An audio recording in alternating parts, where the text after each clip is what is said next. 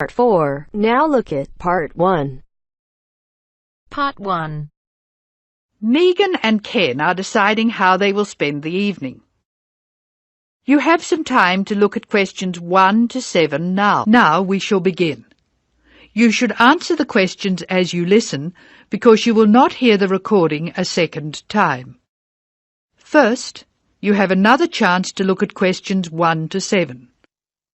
Now listen carefully and answer questions 1 to 7.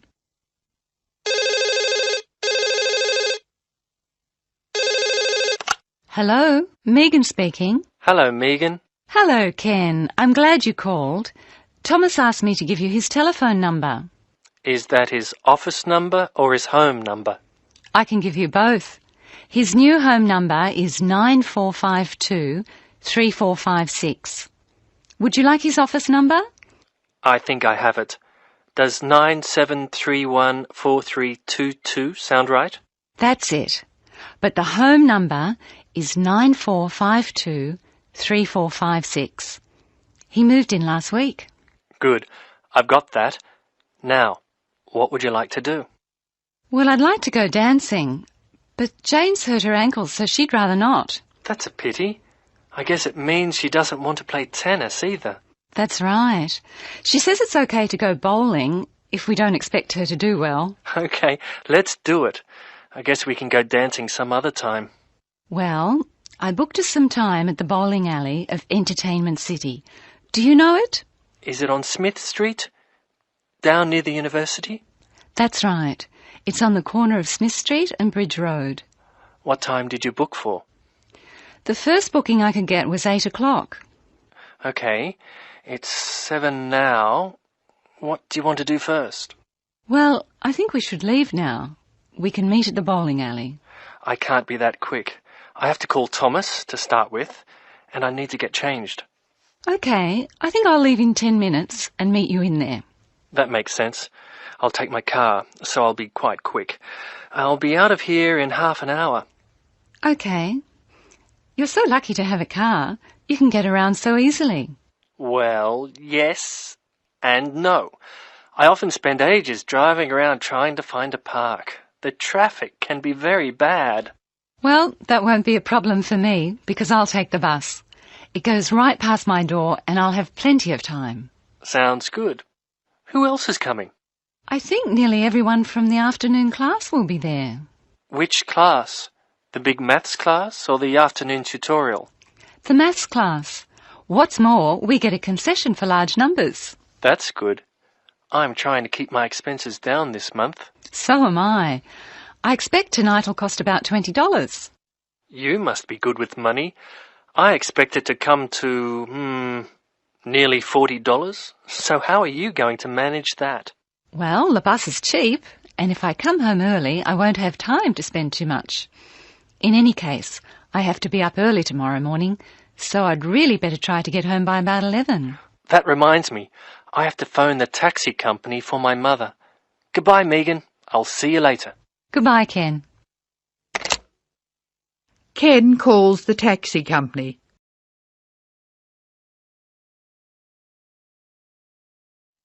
First, look at questions 8 and 9.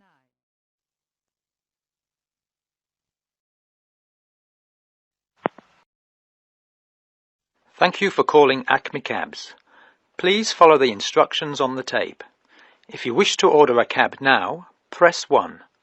If you have placed an order previously, press 2. If you wish to make an advance order, press 3. Please be ready to tell us your street number and name.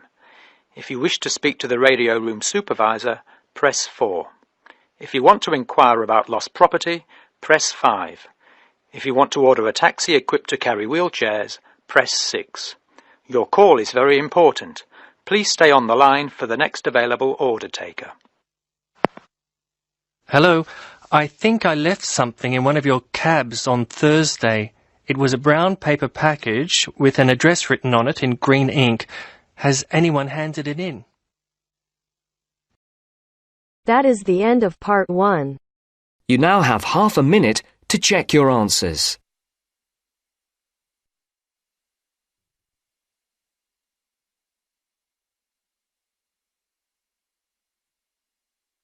Now turns to Part 2. Part 2. You'll hear an introduction on the housing conditions in Chapmanville. First, look at questions 11 to 14.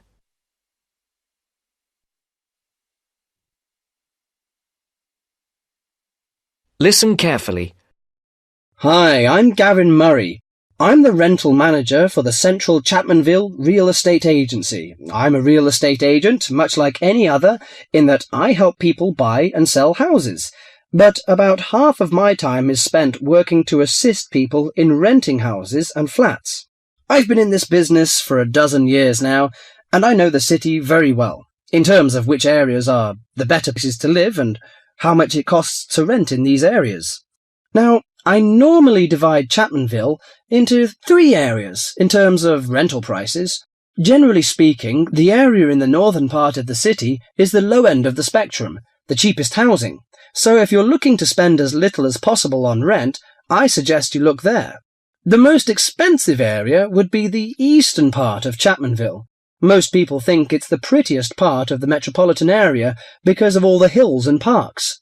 As so many people desire to live there, housing prices tend to be quite high. The middle market in terms of price for accommodation is found in the city's western and southern areas. Now, let me give some examples of how much it will cost you to rent in these areas. Let's imagine you're a single person looking for a 1-bedroom flat. In eastern Chapmanville, you would be paying no less than $650 a month for such a flat. You won't find anything for less than that. But a lot of people pay as much as $1,100 per month or more. The higher-priced flats are usually the ones in the hills, which run through the east. They've got the best views of the city. A similarly sized flat in the west of the city and the south, 2 for that matter, would cost you at most $650. But there are many flats going for less, and if you look around a bit, you can find one for as little as $350. That's quite a reasonable rental price for most people. If you find that too expensive, I suggest you head to Chapmanville's north, where the cheapest flats are to be found. 1-bedroom flats there start from about $170 a month and up to about $400. Now, for those of you who want something bigger, you'll have to be prepared to pay about double those prices for a small 2- or 3-bedroom house. Before the broadcast continues, look at questions 15 to 20. You will now listen to the second part of the talk. For those of you who want something bigger, you'll have to be prepared to pay about double those prices for a small 2- or 3-bedroom house. That goes for any of the areas I mentioned. Okay, so much for prices. What are the advantages and disadvantages of these areas? Well, I told you that the eastern part of Chapmanville is the prettiest. There are lots of parks and lots of trees all around there. Oh, I should mention that the only public transport in the east is the bus. There aren't any trains, so it's not that convenient, as you can imagine, even though it's richer part of the city. In the south, you've also got the river, but you won't find too many parks there, because of all the factories alongside the river. In fact, there's quite a bit of industry in the south, which makes it a less desirable place to live. Still, the south is convenient because of public transport. The south has very good train services to the city centre, as well as buses, and that's why a lot of people choose to live there. I said earlier that western and southern parts of Chapmanville are about the same in terms of the price you pay for accommodation. They also have the same sort of public transport services, but the 2 areas are quite different in other ways. The west is next to the bay, so it's quite attractive in that sense, but there are a couple of problems with the west. One is that the bay is polluted, so polluted in fact that you wouldn't want to swim there. I used to take my family there about 10 years ago, but now I wouldn't go near it. The other disadvantage of the west is that it is where the airport is, the Chapmanville International Airport. The noise can be quite annoying. Lastly, the north. In northern Chapmanville, as I said before, housing is cheap, quite cheap in fact, but you pay in other ways. For example, the area is very low and made up entirely of wetlands. It's beautiful in a way, but it attracts an incredible amount of insects for most of the year. The mosquitoes there are really bad. This makes things quite unpleasant, and so few people have any real wish to live there. But if money's a problem, that's the place to go. Just bring your insect repellent. Let me finish by again welcoming you all to Chapmanville and wishing you good luck in finding accommodation and settling down in whichever part of the city which suits you best. That is the end of part 2. You now have half a minute to check your answers.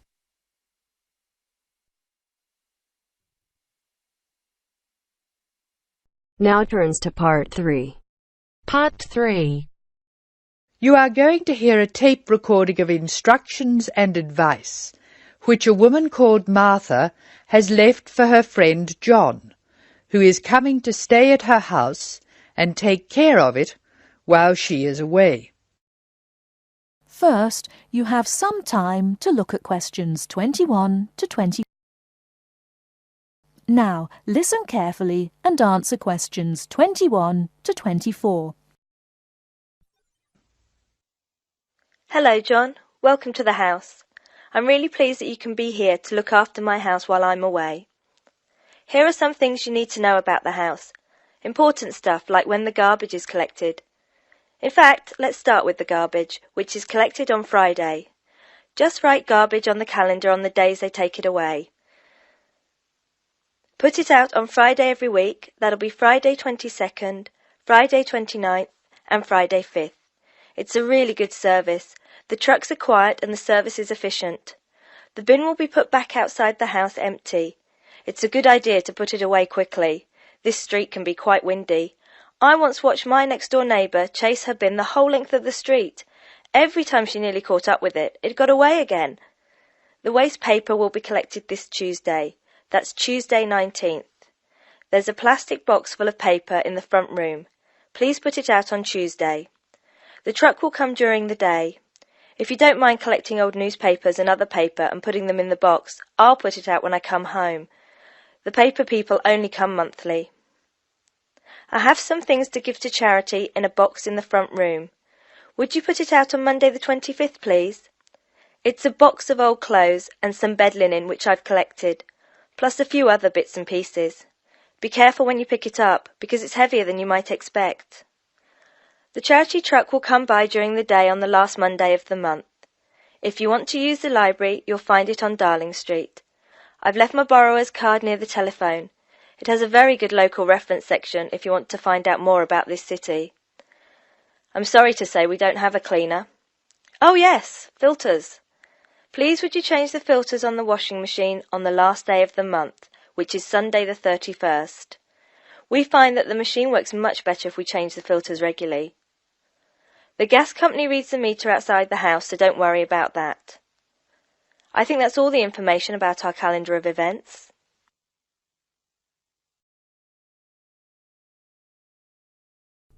Before you hear the rest of the talk, you have some time to look at questions 25 to 30.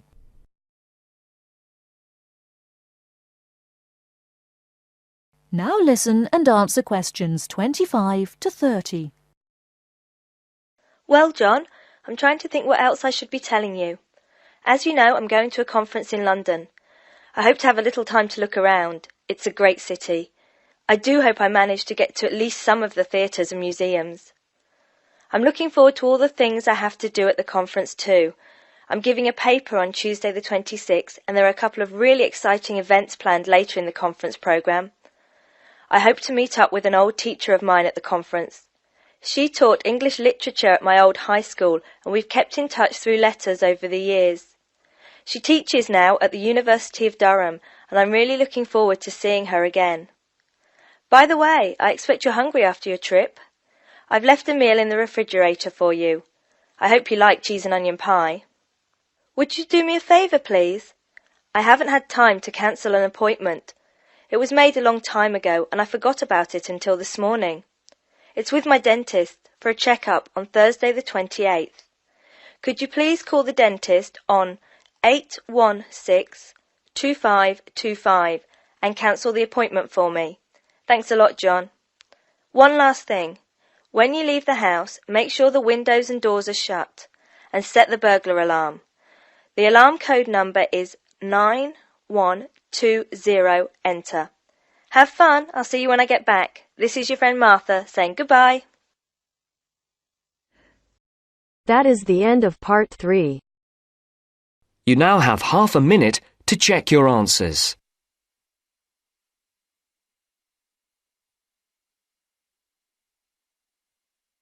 Now turns to part 4. Part 4. You will hear a lecturer talking about the solar eclipse in history. First, you have some time to look at questions 31 to 36.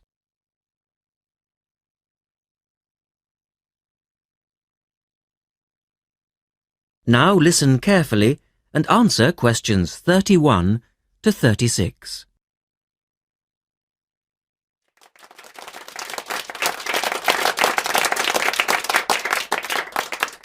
Good evening and welcome to this month's Observatory Club lecture.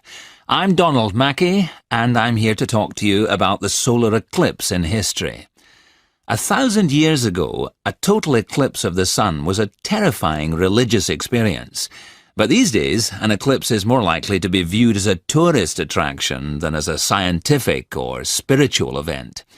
People will travel literally miles to be in the right place at the right time to get the best view of their eclipse. Well, what exactly causes a solar eclipse when the world goes dark for a few minutes in the middle of the day? Scientifically speaking, the dark spot itself is easy to explain.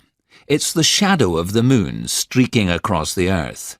This happens every year or two, each time along a different, and to all intents and purposes, a seemingly random piece of the globe.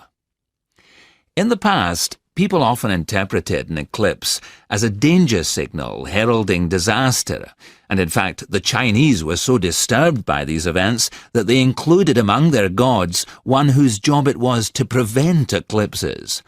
But whether or not you're superstitious or take a purely scientific view, our earthly eclipses are special in 3 ways. Firstly, there can be no doubt that they're very beautiful.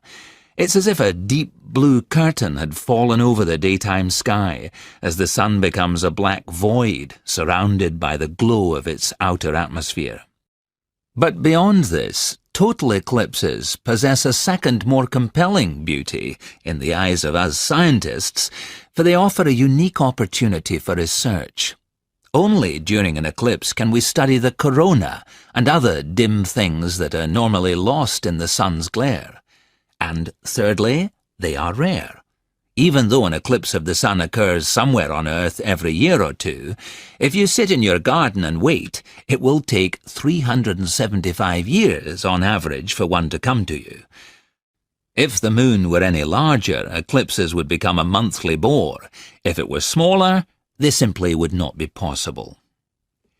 The ancient Babylonian priests, who spent a fair bit of time staring at the sky, had already noted that there was an 18-year pattern in their occurrence, but they didn't have the mathematics to predict an eclipse accurately.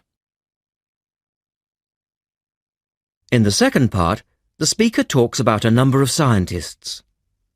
Look at questions 37 to 40.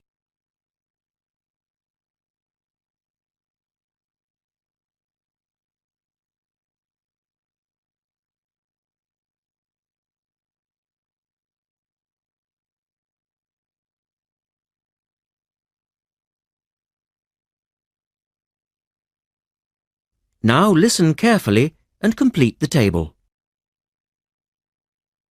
It was Edmund Halley, the English astronomer, who knew his maths well enough to predict the return of the comet, which incidentally bears his name, and in 1715 he became the first person to make an accurate eclipse prediction. This brought eclipses firmly into the scientific domain, and they've since allowed a number of important scientific discoveries to be made. For instance, in the eclipse of 1868, 2 scientists, Janssen and Lockyer, were observing the sun's atmosphere, and it was these observations that ultimately led to the discovery of a new element. They named the element helium, after the Greek god of the sun. This was a major find because helium turned out to be the most common element in the universe after hydrogen. Another great triumph involved Mercury. I'll just put that up on the board for you now. See, there's Mercury, the planet closest to the Sun, then Venus, Earth, etc. For centuries, scientists had been unable to understand why Mercury appeared to rotate faster than it should. Some astronomers suggested that there might be an undiscovered planet causing this unusual orbit, and even gave it the name Vulcan. During the eclipse of 1878, an American astronomer, James Watson, thought he'd spotted this so-called lost planet. But, alas for him, he was later obliged to admit that he'd been wrong about Vulcan and withdrew his claim. Then Albert Einstein came on the scene. Einstein suggested that, rather than being wrong about the number of planets, astronomers were actually wrong about gravity. Einstein's theory of relativity, for which he's so famous, disagreed with Newton's law of gravity in just the right way to explain Mercury's odd orbit. He also realized that a definitive test would be possible during the total eclipse of 1919, and this is indeed when his theory was finally proved correct. So there you have several examples of how eclipses have helped to increase our understanding of the universe. And now let's move on to the social aspects, and I think you'll find... That is the end of part 4. You now have half a minute to check your answers.